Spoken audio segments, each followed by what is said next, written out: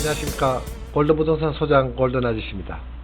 태풍 마이삭이 올라온다는 소식이 있어서 걱정스럽기는 하지만 그래도 좀 시원해진 가을바람의 냄새가 갑갑한 기분을 한결 나아지게 하는 9월의 첫날입니다. 끊기지 않는 코로나19로 인한 비대면 생활이 계속되고 많은 사람들은 이러한 사회적 현상으로 인하여 스트레스를 받으면서도 오늘의 일과에 충실하고 있습니다. 오늘은 혼란스러운 부동산 시장과 그에 따른 함행동 아파트에 대한 현 상황과 장래에 변할 수 있는 가치에 대하여 말씀드리도록 하겠습니다. 오늘 한국경제신문에 재미있는 기사가 실렸더군요. 경제패널 37명의 경제학자 중 76%가 수도권 집값 급등은 정부의 정책 실패 탓이라고 꼬집었습니다. 그리고 임대차 3법은 앞으로 세입자만 피해를 키울 것이라고 주장했고요. 수도권 아파트 폭등의 원인에 대하여 조사했는데 수도권 주택 가격의 폭등은 재건축 억제로 공급이 부족한 가운데 양도소득세 중과 등으로 인하여 공급 부족을 원인으로 꼽았습니다. 수도권 선호지역에 공급이 줄게 되니까 가격이 상승할 수밖에 없고 수요와 공급의 경제 원칙을 반영하지 않고 가격을 통제하는 정책으로 부동산을 잡으려고 하니 부동산 시장에 어려움을 가중시켰다고 진단하였습니다. 그리고 특정 지역을 투기 가열지구로 지정하고 투기거래 허가제 등을 시행하면서 투자자에게 그 지역이 오를 것이라는 신호를 준 것으로 판단했습니다. 이러한 진단은 저도 동의하는 내용입니다. 또한 초저금리와 늘어나는 유동성 자금 역시 부동산 가격 상승의 원인이라 하겠습니다. 이제 시원한 가을바람이 불어오는 천고마비의 계절 가을이 성큼 눈앞에 다가오지만 모두들 그렇게 기쁘지만은 않은 기분으로 맞이하는 계절이 되는 것 같습니다. 2분기 경제 성장률도 전분기 대비 마이너스 3.2%로서 금융위기 이후 최대폭으로 감소되었습니다. 이러한 추세로 간다면 하반기 아니 내년 또 우리의 경제는 정말 암울한 시기를 맞이하게 될지도 모른다는 불안감이 엄습해 옵니다. 이러한 가운데 지방의 부동산 시장은 활성화는 기대하기 어려운 시기가 되지 않았을까 생각합니다. 수도권의 가격 상승으로 지방은 국지적으로 간간히 가격이 상승하는 곳도 있었지만 이건 역시 거품으로 꺼질 수 있다는 예측을 해보지 않을 수 없습니다. 부산도 지역적으로 편차가 상당히 심하게 나타나고 있는 것은 정상적인 시장의 원리가 아니라고 생각합니다. 전세 매물의 풍기 현상일 때 매매 가격은 상승을 주도해야 되는데 지금은 그렇지 않는 것 같습니다. 전세 아파트는 없는데도 매매가의 상승은 일어나지 않고 있는 상황입니다. 앞으로는 투자 수요 위축으로 인기 지역과 비인기 지역의 양극화가 뚜렷이 나타날 것이라고 보입니다. 실제로 거주하기 위하여 전세를 찾는 사람이나 실거주 매매 수요가 많은 지역은 상승세가 계속하여 일어날 테고 갭 투자자나 법인 투자자가 몰렸던 지역은 앞으로 매물이 많이 나올 것으로 예상하므로 가격이 하향 조정되지 않을까 예상해 봅니다. 각종 세금 규제와 다주택자 규제로 인하여 지방 비선호 지역은 아파트를 보유할 유인이 사라졌다고 보시면 되겠습니다.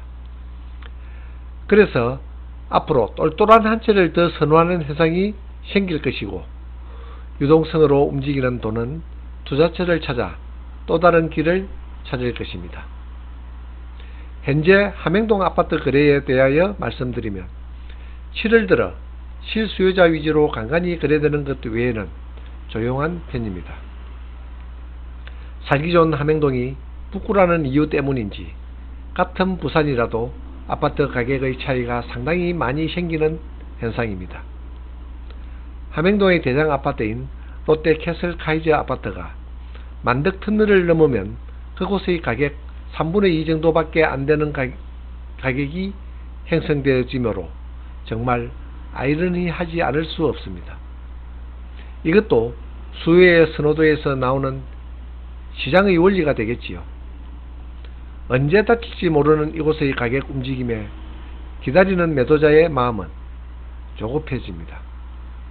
이러다 영영 되돌아오지 않을지 모르는 매매가의 상승을 마냥 기다리지 못하는 매도인은 그래도 기다릴 수밖에 없는 사정이 생기는 것이 현실입니다. 요즘 함행동 아파트에는 전세 물량은 거의 씨가 말랐다 해도 과언이 아닐 정도입니다. 단지마다 보이는 전세 물량은 한두 개 아니면 아예 나오지를 않고 있습니다. 이러한 현상이 지속된다면 매매가는 좀 상승하지 않을까 기대하는 분들도 있을 수 있습니다. 전세를 구하기 힘드니까 이 기회에 내 집 마련의 기회를 삼을까 하는 마음이 생기지 않을 수 없습니다. 하지만 이것은 실소유자에게 해당하는 상황이고 투자자들은 그래도 망설이는 것 같습니다.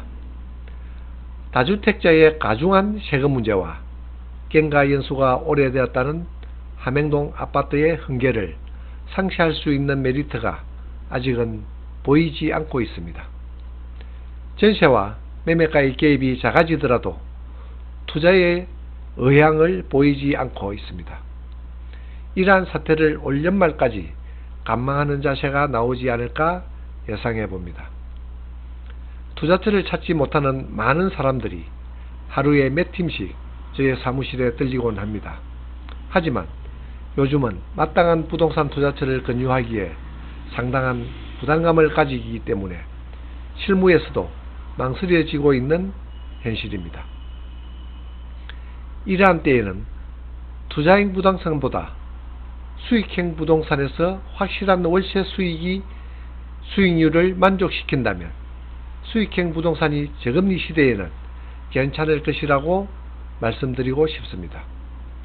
미국의 제로금리는 짧은 시간에 바뀌지 않을 것이고 그에 따라 우리나라의 금리 정책도 쉽게 고금리로 올라가지 못할 것입니다.